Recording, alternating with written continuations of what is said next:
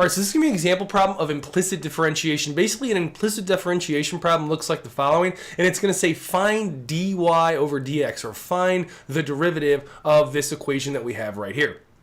Now, in order to do that, we have to find dy over dx. Now, to do that, you're going to want to differentiate both sides with respect to x, because then the dy over dx will actually come out in order to be solved. So first thing I'm going to do is differentiate both sides with respect to x using my derivative operator, so d over dx on both sides. Okay, for here, we're going to do the derivative of this first one right here.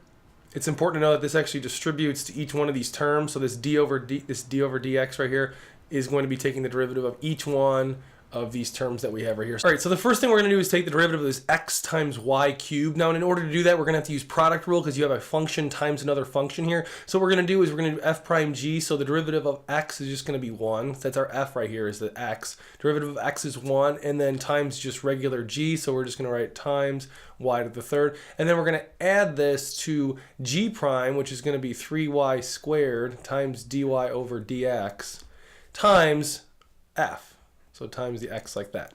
Okay, then we're going to do the same thing here with this y squared, with this x squared y squared. Okay, f prime would be 2x, okay, times g, which is just going to be that y squared, plus, now it's going to be g prime, so that should be 2y dy over dx, times f, which is just going to be x squared in this case.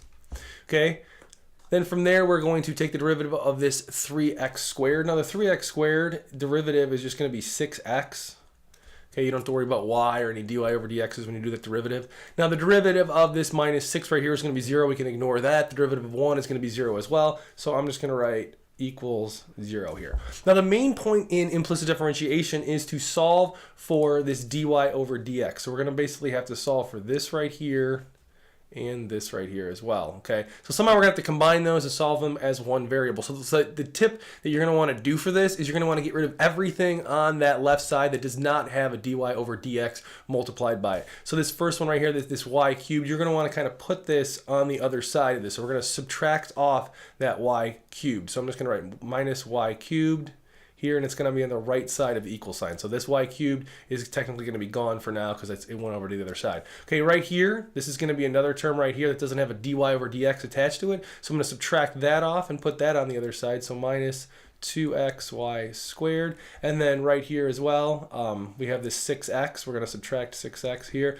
And then I'm just going to get rid of it. Now, the reason I'm getting rid of these is just so it's kind of easier to keep track. We have a lot of terms here. It's easy to get confused. So I'm just kind of Xing out the things that I already used so I don't have to worry about those later.